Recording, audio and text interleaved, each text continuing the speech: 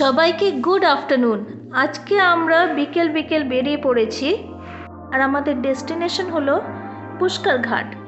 আমরা এখন Godavari bridge cross করে এগিয়ে চলেছি। আজকে পুষ্কর ঘাট যাবার এক বিশেষ উদ্দেশ্য আছে।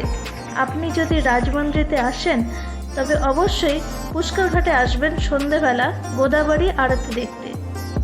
প্রতিদিন সন্ধেবেলা ঠিক 6:30টায় এখানে আরতি শুরু হয়। যদি পসিবল হয় 6টার সময় চলে আসবেন, তাহলে রোজই আপনি এখানে ট্র্যাডিশনাল ডান্স পারফরমেন্স দেখতে পাবেন। তারপর ঠিক 6:30টায় আরতি শুরু হয়। এখানে এই শিবলিঙ্গটা দেখতে পাচ্ছেন কি সুন্দর, আর এখান থেকে যে জল গড়িয়ে পড়ছে সেটা ফ্রেশ ওয়াটার। যারা শ্রদ্ধালু আছেন গোদাবরীতে স্নান করে এসে এখানে গা ধুয়ে নিচ্ছেন।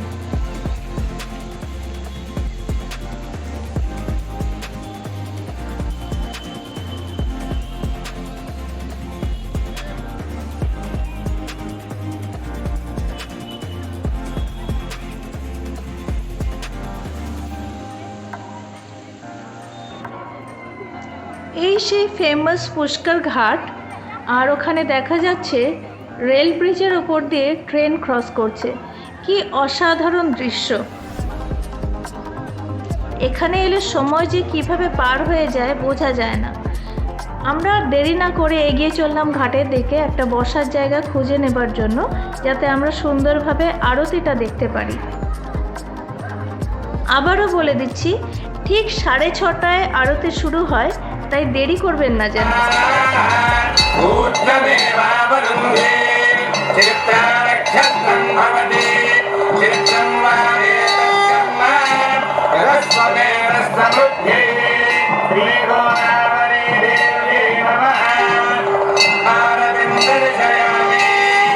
ఈ చక్రహారతి దర్శనము వలన పంచమహాపాతకములు నశించును. కాంతి, బలము, ధైర్యము, ఆయుర్వృద్ధి కలుగును.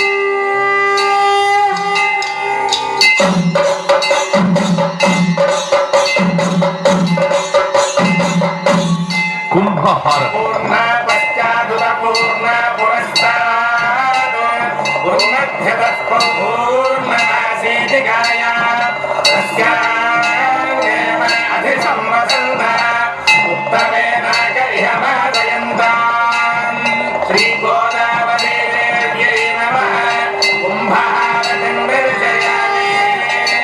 ఈ కుంభహారతిని దర్శించుకోవడం వల్ల నరఘోష, దిష్టి ఘోష తొలగు.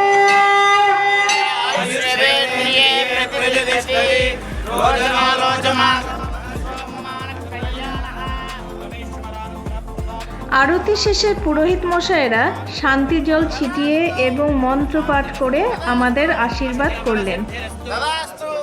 অনেকক্ষণ তো বেরিয়েছি, তাই প্রচণ্ড খিদে পেয়েছে, তাই পুষ্কর ঘাট ধরে কিছুটা এগিয়ে চললাম আর পৌঁছে গেলাম পিৎজা মাউন্টেন।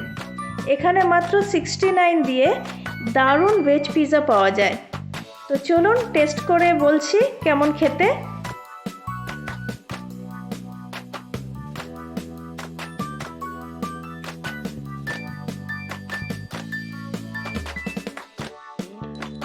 কিছুক্ষণ অপেক্ষা করার পর ফাইনালি আমাদের পিৎজা চলে এসছে। এখন এটা টেস্ট করার পালা।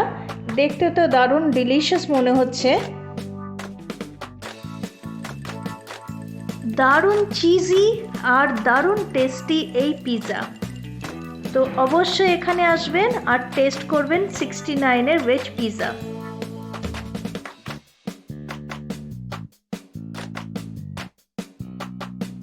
আশা করি আপনাদের ভিডিওটা ভালো লেগেছে। সঙ্গে থাকবেন। Thank you for watching.